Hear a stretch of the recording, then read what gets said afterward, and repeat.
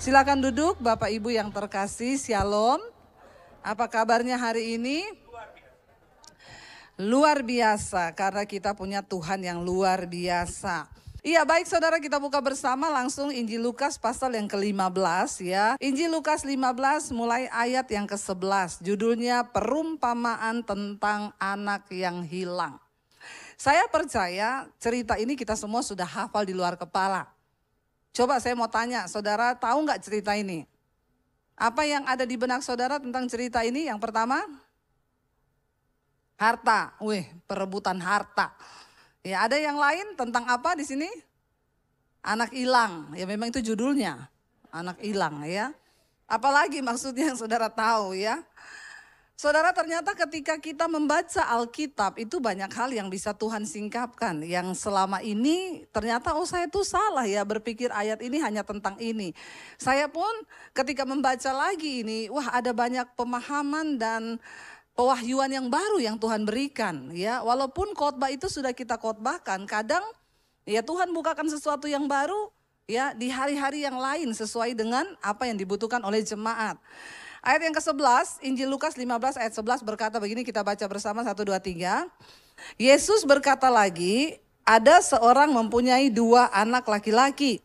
12, kata yang bungsu kepada ayahnya, Bapa, berikanlah kepadaku bagian harta milik kita yang menjadi hakku. Lalu ayahnya membagi-bagikan harta kekayaan itu di antara mereka. Saudara, kira-kira kita punya anak, kita masih hidup, anak kita datang dan ngomong, "Pak, saya mau minta harta bagianku. Toh juga pasti papa mati. Daripada saya tunggu papa mati, bos sekarang aja dikasih." Yang namanya warisan itu harusnya kan diberi setelah orang tuanya meninggal. Tapi ini anak saudara ya sangat-sangat ya memang gila harta. Ada orang-orang gila harta saudara. Tapi di sini tidak ada. Amin. Insya Allah. Karena nggak ada yang ngaku ya. Saudara, jadi papanya masih hidup, dia minta harta. Ya Pak, kasih dong harta milikku yang harusnya menjadi bagianku. Kalau saudara jadi bapaknya anak ini, saudara bagaimana reaksinya? Bapak-bapak tolong yang ada di sini. Bapak masih hidup, anaknya datang minta harta. Bapak apain tuh anak? Ayo jawab. Yang jawabannya benar saya kasih sepeda loh. Apa Pak? Anaknya diapain? Berarti bapak-bapak di sini baik semua ya, diam aja ya. Kalau kita sebagai orang tua tentunya paling tidaklah kita nih sedih ya. Kok anakku ini saya belum mati, dia sudah minta harta. Bukan cuma itu saudara, karena dia minta ya bapaknya ini baik. Anaknya minta harta diam aja. Nih semua kan bapak-bapak diam, gak ada yang marah dari tadi. Cuma diam aja, saya tanya juga diam, berarti setuju.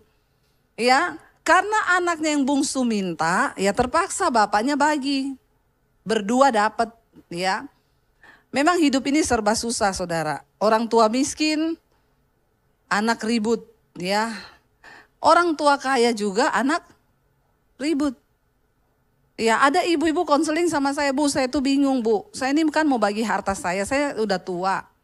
Saya takutnya kalau saya mati, saya belum bagi, mereka berantem.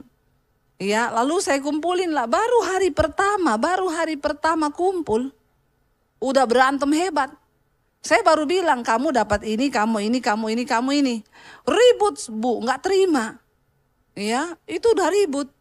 Jadi ya sudah saya bubarin dulu, ndak usah dulu deh, kita sampai tenang. Orang tua juga bingung loh. Ya saya bilang sama ibu itu, kalau saya jadi ibu, anak saya begitu, ya saya bilang dasar anak nggak tahu diri, ndak kerja, cuma mau terima, masih protes. Pulang sana semua, nggak ada dapat apa-apa. Tak sumbangkan ke panti asuhan atau ke sekolah misi DBTV. Nggak usah tepuk tangan. Pret. Ya, ini kadang memang ada anak-anak itu yang nggak tahu diri loh, ya. Hanya berharap harta orang tua, bahkan belum mati sudah diminta. Terpaksa dibagi. Ayat 13 berkata begini.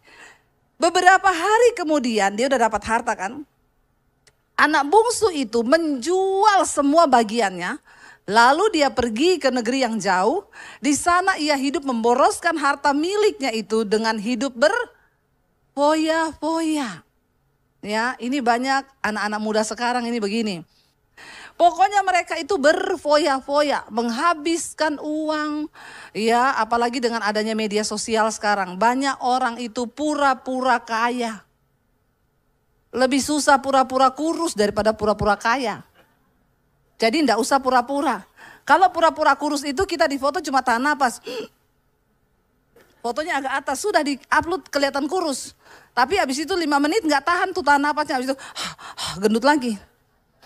Tapi kalau pura-pura kaya, saudara ya, lihat orang pakai bermerek, kita juga pakai. Enggak masalah kalau memang kau bisa. Itu uang halal dan kau tidak utang, amin. Jangan sampai kau utang, apalagi pinjol. Aduh ya, innalillahi wa inna ilaihi rojiun. Benar saudara, jangan, hidup ini apa adanya saja. Ya enggak dilarang kalau kau memang cukup, beli aja. Tapi jangan sampai yang bikin berdosa hasil utangan, apalagi hasil nipu orang. Ya, mau pura-pura kaya akhirnya terjebak sendiri. Capek hidup ini. Ingat, hukum fisika berkata tekanan berbanding lurus dengan gaya. Makin banyak gayamu, makin banyak. Bilang kanan kiri, jangan banyak gaya. Dia pergi jual saudara. Dan dikatakan dia berfoya-foya, dia habiskan semua uang itu. Ayat 14, setelah dihabiskannya semuanya, timbullah bencana kelaparan di negeri itu.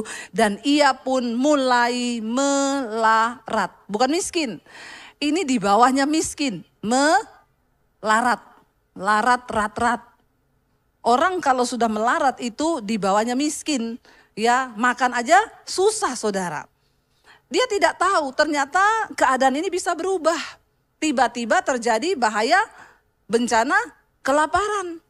Dunia ini berubah. Makanya kalau saudara punya uang, ya ayo rajin harus pintar bisa mengelola keuangan. Ya, yang pertama tentunya menabur. Amin. Enggak ada yang amin, disuruh menabur. Biasa aja mukanya. Baru dengar kata menabur sudah.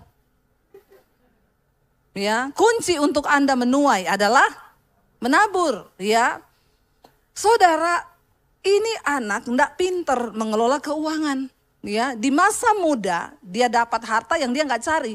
Memang banyak sekarang anak-anak itu karena hidupnya sudah terlalu enak, mereka enggak ngerti kerja, enggak ngerti cari duit itu susah. Cari duit susah apa enggak? Ya, kalau ada yang bilang gampang, cari duit itu susah loh.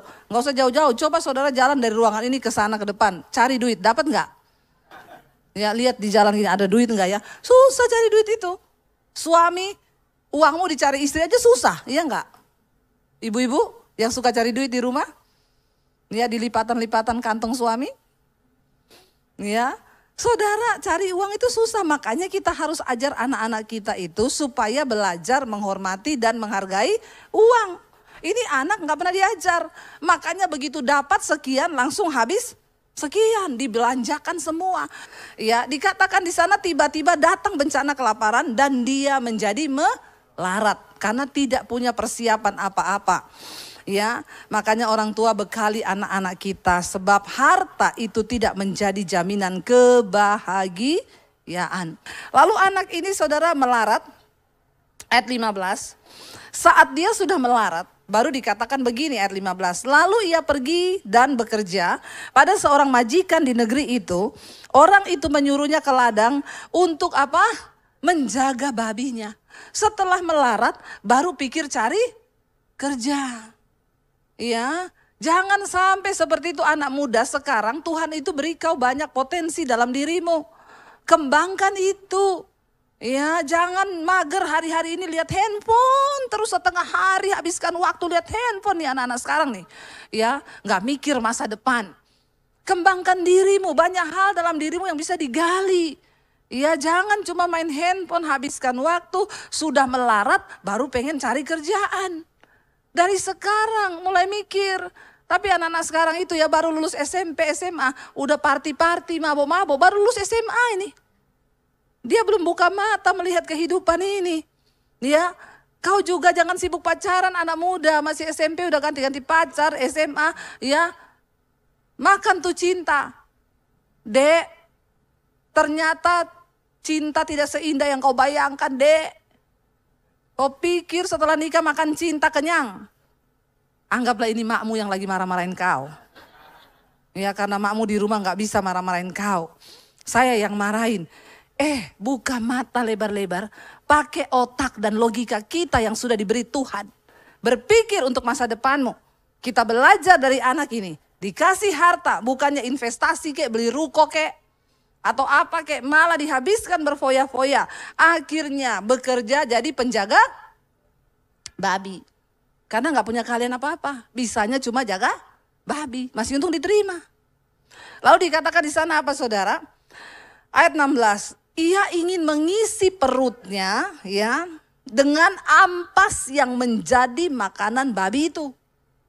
Saya selama ini mendengar orang khotbah anak bungsu menjual harta lalu dia makan makanan babi. Ini belum makan, belum. Dia ingin makan makanan babi tetapi apa? Tidak seorang pun yang memberikannya kepadanya. Bayangkan loh, cuma pengen makan ampas babi. Nggak bisa, karena nggak ada yang kasih.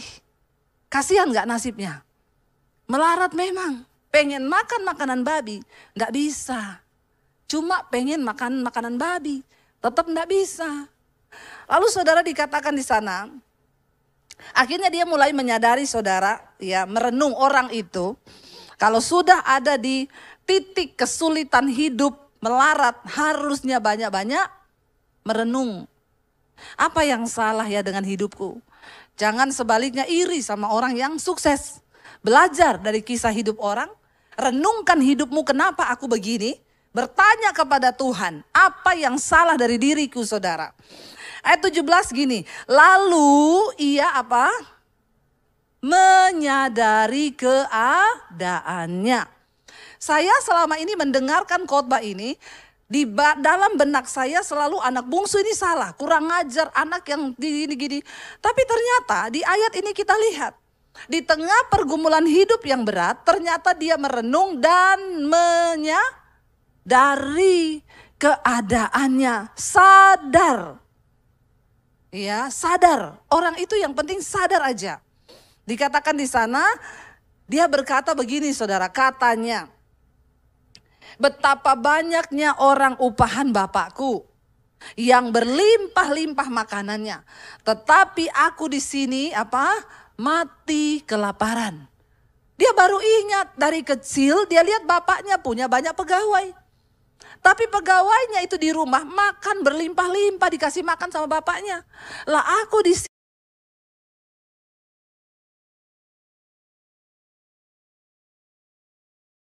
besar. Kita bisa salah mengambil keputusan. Tapi jangan pernah engkau terpuruk dalam keadaan itu. Yang pertama sadar, yang kedua bangkit. Yang ketiga yang terpenting, temui bapakmu, akui dosamu, dan bertobat. Amin. Dia punya niat akhirnya di hati. Ternyata adalah yang terbaik, aku ini bertobat. Dan aku akan kembali kepada bapakku untuk apa? Mengaku dosa. Aku sudah berdosa terhadap Tuhan dan juga terhadap Bapa. Alkitab berkata, berbahagialah orang yang mengakui dosanya dan meninggalkannya. Tapi terkutuklah orang yang menyembunyikan dosanya dan terus hidup di dalamnya. Keluarga yang sehat itu tidak luput dari kekurangan saudara. Mungkin satu saat suamimu akan buat dosa. Mungkin satu saat istrimu akan buat dosa. Mungkin satu saat anakmu akan buat dosa. Bahkan mungkin satu saat orang tuamu akan buat dosa. Itu adalah sesuatu yang wajar terjadi. Tapi yang tidak wajar ketika engkau berdiam tinggal dalam dosa itu. Membiarkan dirimu terjerumus di sana. Hari ini sadarilah keadaanmu saudara. Ayo kita sadar. Sebab itu adalah awal dari pemulihan. Mengaku. Ya, mengaku dosa ya. Sebab Pengakuan itu akan mendatangkan belas kasihan Tuhan. Anak ini berpikir begini, aku akan bangkit dan aku akan pergi menemui bapakku. Dan aku akan berkata kepadanya, Bapak, aku telah berdosa terhadap sorga dan terhadap kamu. Lalu dia bilang begini, ayat 19, ini dalam perenungannya loh saudara. Aku tidak layak lagi disebutkan anak Bapa. Jadikanlah aku sebagai salah seorang upahan Bapa. Dia pengen pulang, bukan untuk diakui sebagai anak. Dengar ini baik-baik, anak bungsu ini memiliki mentalitas yang berbeda ketika dia mengalami kesulitan hidup. Dia pengen pulang sama bapaknya cuma untuk yang pertama mengaku dosa, meminta ampun kepada bapaknya, dan akan berkata gini, Pak, aku ini udah bikin salah besar. Aku ini tidak layak lagi disebutkan anak. Aku datang ke sini, aku mau melamar menjadi pegawaimu. Niatnya itu baik loh. Dan dia tahu diri. Dia sudah menghabiskan semua harta orang tuanya. Tapi dia mau datang dengan niat dari hati yang tulus mengakui dosa, minta ampun. Dan jadikanlah aku sebagai pegawaimu. Karena dia tahu pegawai bapaknya bisa makan dengan puas. Sementara dia bisa mati lapar. Ayat 20 dikatakan, maka bangkitlah ia dan pergi kepada bapaknya. Saudara, kalau hari ini engkau terikat di dalam dosa atau apapun, jangan tunda untuk tinggalkan dosa itu. Anak yang hilang ini, dia berpikir dalam hati, aku akan pergi, aku akan bangkit. Tapi itu bukan cuma akan. Banyak orang Kristen hanya berkata, aku mau tinggalin dosaku, aku mau bertobat. Besok gitu lagi, aku mau tobat, nggak bertobat lagi, gitu lagi. Tapi anak yang hilang ini, dia bertindak. Dikatakan, maka bangkitlah ia dan pergi kepada bapaknya. Dan ayat ini luar biasa berkata begini saudara. Apa baca bersama 1, 2, 3. Ketika ia masih jauh, ayahnya telah melihatnya. Pertanyaan saya, kok bisa? Dia masih jauh loh. Kok bisa bapaknya melihat dia itu? Dia kan gak telepon dulu toh, Pak, aku mau pulang ya. Dia kan gak WA dulu toh, Pak, aku nanti mau balik ya. Tolong tungguin aku. Tapi kenapa ayat ini berkata, waktu anaknya itu masih jauh, bapaknya sudah melihat dia. Saudara tahu kenapa? Karena setiap hari kerjaan bapaknya itu hanya berdiri di depan rumah dan menunggu kapan anak itu pulang. Sebuah pengharapan di hati bapaknya. Bagi dia harta itu tidak berarti, tapi hidup anaknya itulah yang berarti. Setiap hari bapak itu melihat sampai kejauhan, menunggu kapan anak ini pulang. Percayalah saudara, apapun keadaanmu hari ini, Tuhan itu tunggu engkau datang secara pribadi, datang di kakinya untuk tersungkur. Karena Tuhan selalu menunggu kapan engkau balik. Kapan engkau datang anakku, aku pengen peluk engkau dan beri kasih itu. Mungkin hari ini engkau lelah, mungkin hari ini engkau letih dan berkata aku capek dengan hidup ini. Tuhan menunggumu datang saudara. Dengan kekuatan kita tidak akan pernah sanggup menghadapi hidup. Kita butuh Tuhan, kita butuh pelukannya, kita perlu kasih Bapa itu di hidup kita. Dia tunggu engkau, dia setiap hari berdiri menanti anak itu datang. Karena itu Alkitab berkata, masih jauh, anak itu masih jauh. Tapi Bapa melihat, dia datang.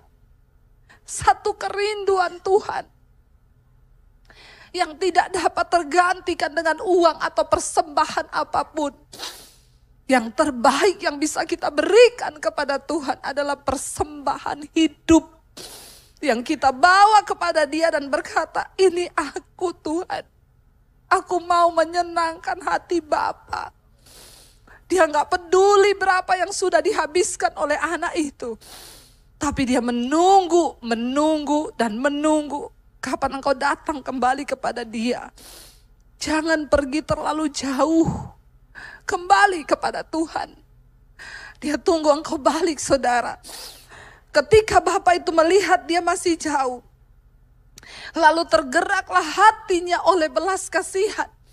Tuhan itu penuh dengan belas kasihan. Ayahnya itu dikatakan apa saudara? Dia berlari. Dia tidak tunggu anak itu datang.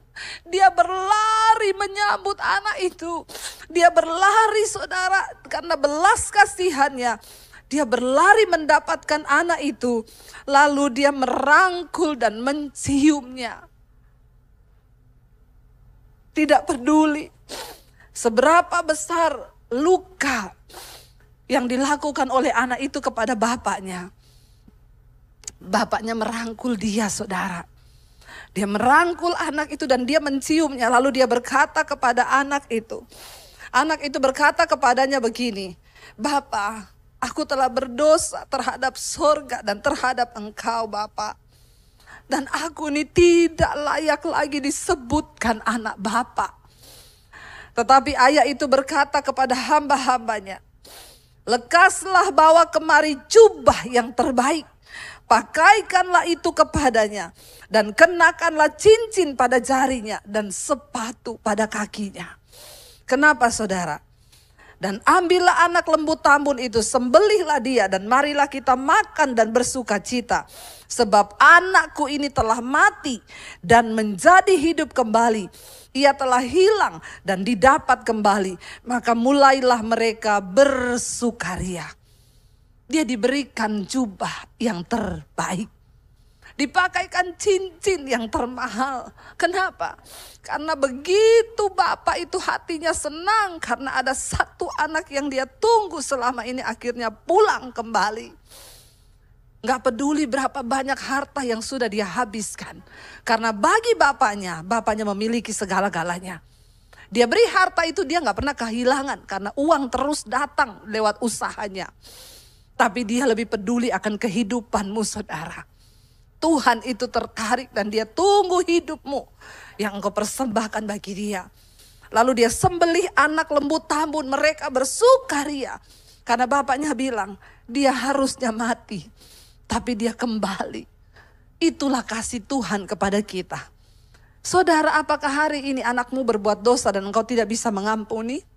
Apakah hari ini bapamu berbuat dosa dan engkau gak bisa mengampuni? Apakah suamimu hari ini berbuat dosa dan engkau tidak bisa mengampuni? Mari kita belajar dari Tuhan. Ini adalah sebuah perumpamaan yang Yesus berikan saudara. Untuk orang-orang yang mau kembali sekalipun engkau terhilang. Sebesar apapun dosamu, ingat pertobatan. Itu yang menyenangkan hati Tuhan. Akhirnya saudara, mereka bersukaria berpesta karena anak yang hilang ini kembali kepada Bapa. Anak yang tadinya mati ini kembali kepada Bapa. Tetapi dikatakan di sana ayat 25, anaknya yang sulung ya pulang saudara, yang berada di ladang, dan ketika ia pulang dan dekat ke rumah, ia mendengar bunyi seruling dan nyanyian tari-tarian. Anak yang sulung pulang, ada pesta apa ya di rumah bapak? Lalu dia bersegera datang, dia memanggil salah seorang hamba dan bertanya kepadanya, apa arti semua ini? Lalu hamba itu menjawab, adikmu telah kembali dan ayahmu telah menyembelih anak lembu tambun karena ia mendapatkannya kembali dengan sehat. Maka saudara, apa yang dikatakan ayat 28? Marahlah anak sulung itu. Dan ia tidak mau masuk. Bayangkan yang satu pulang, yang satu ini mau pergi, tidak mau masuk. Dia cuma di luar, nggak mau masuk rumah. Lalu dikatakan di sana apa? Lalu anaknya itu tidak mau masuk, tetapi ayahnya apa? Keluar. Jadi bapaknya yang keluar mendapati dia, karena dia ngambek, dia nggak mau masuk rumah. Bapaknya keluar mendapati dia, saudara. Dan bapaknya berbicara dengan dia. Tetapi ia menjawab kepada ayahnya. Ya, dia bilang kepada ayahnya begini. Telah bertahun-tahun aku melayani bapak. Dan belum pernah bapak itu aku melanggar perintah bapak. Tetapi kepadaku belum pernah bapak berikan seekor anak kambing untuk bersuka cita dengan sahabat-sahabatku. Tetapi baru saja datang anak bapak yang telah memboroskan harta kekayaan bapak bersama dengan pelacur-pelacur. Maka bapak menyembelih anak lembu tambun itu untuk dia. Apa yang salah dengan anak sulung ini saudara? Ya, dia tidak bijaksana dan dia lupa saudara. Ya, bahwa selama ini dia bersama-sama dengan bapaknya. Harusnya dia masuk ke rumah, lalu tanya kepada adiknya, kenapa kamu pulang? Apa yang terjadi? Maka dia akan mendengarkan kesaksian adiknya dan mungkin hatinya akan tergerak oleh belas kasihan. Tapi dia menghakimi. Ya, dia bilang gak adil, anak sulung ini gambaran orang yang tidak pernah merasa puas. Ya, sama-sama berarti sebenarnya sama-sama culas saudara. Tapi yang di sini dikatakan anak bungsu itu bertobat, membayar harga yang mahal karena dia pergi dari rumah bapaknya. Tapi si sulung ini juga anak yang hilang, tapi terhilang di rumah bapak. Ini gambaran orang-orang Kristen sekarang. Mungkin kita ke gereja tiap minggu, mungkin kita melayani Tuhan, berdiri di mezbah di altar ini. Tapi kalau kita nggak ngerti hati Bapa, kita nggak tahu hati Tuhan, kita terhilang di rumah Bapa sendiri. Dan anak yang bungsu ini mengalami belas kasihan Tuhan saudara. Maka ayahnya berkata begini, ayat 31, kata ayahnya kepadanya. Dia malah membuat hati ayahnya sedih. Karena ayahnya baru menerima, dia datang. Kata ayahnya kepadanya, anakku, engkau selalu bersama-sama dengan aku. Dan segala kepunyaanku itu kepunyaanmu. Aku makan daging, kamu makan daging. Semua yang ada di rumah ini bebas kamu nikmati. Tetapi dia bilang kepada anaknya apa? Tapi kita patut bersuka cita dan bergembira. Karena adikmu yang telah mati menjadi hidup kembali. Ia telah hilang dan didapati kembali. Bapak Ibu, apa artinya perumpamaan ini saudara?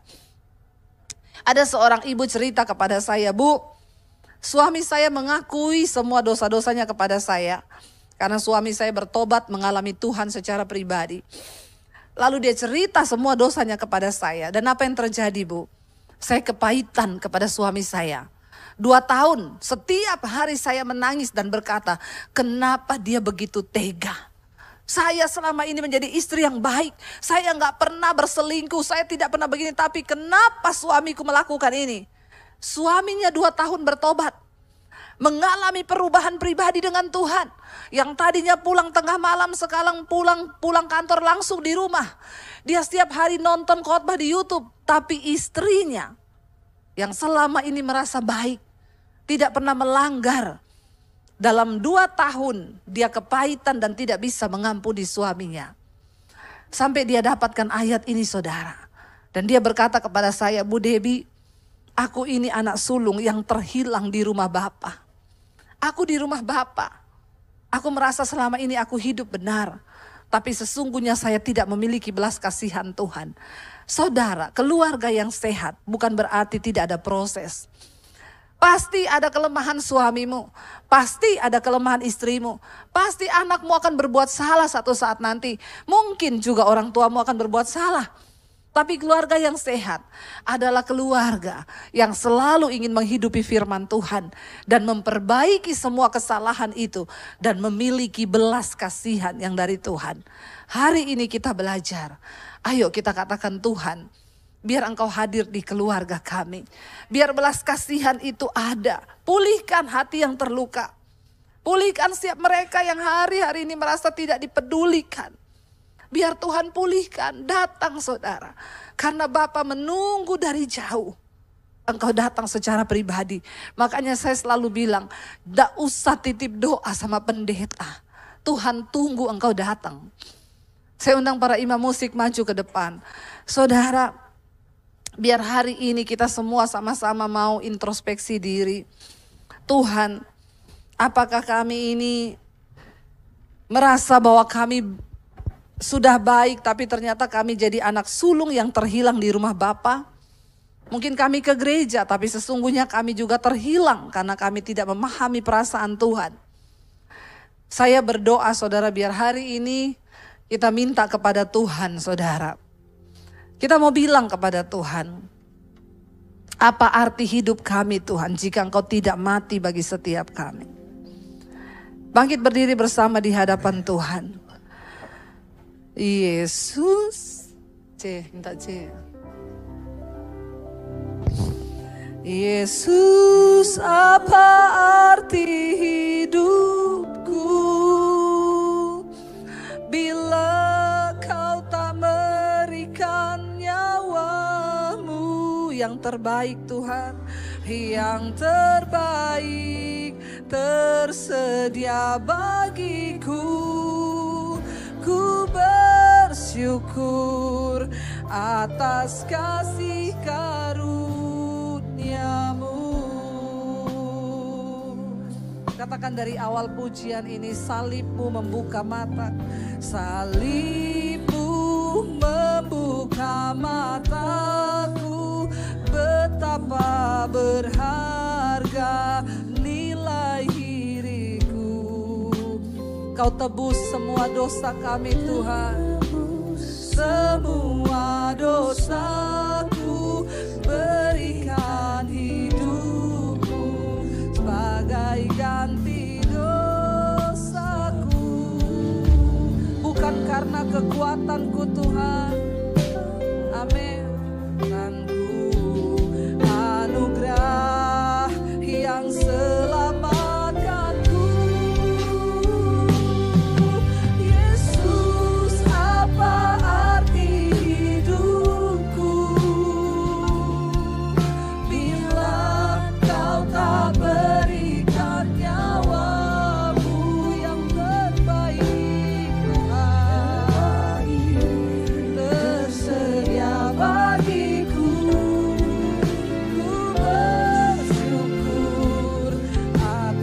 Kasih karuniamu.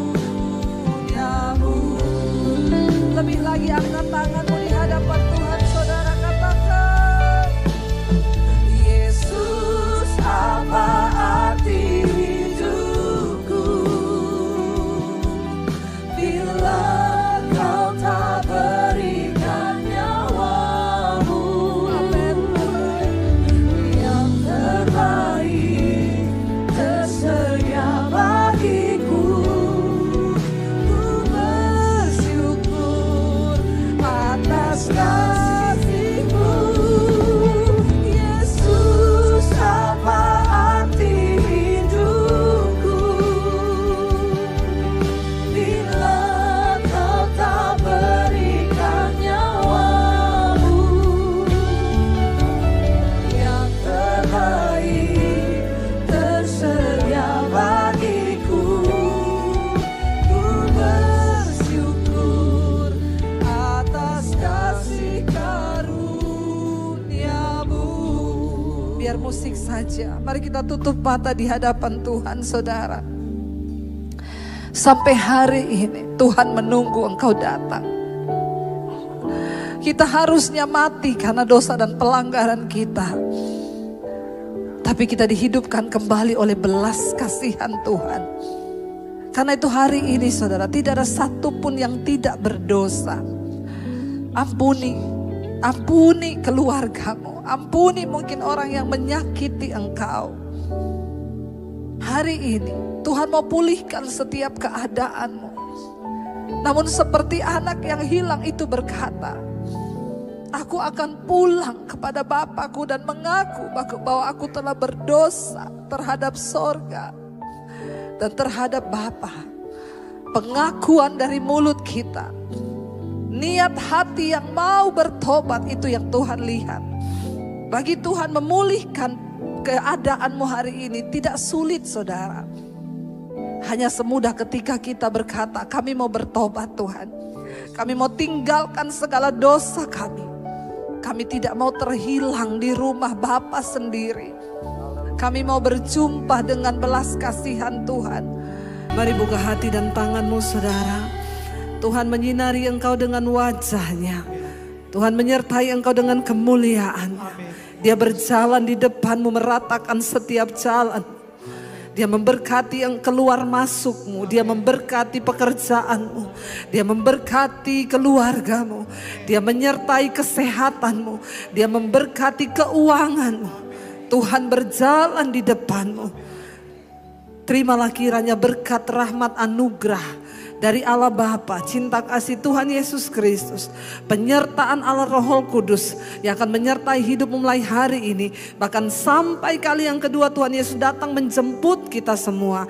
Nama kita tercatat di dalam kitab kehidupan. Yang percaya katakan bersama, amin, amin.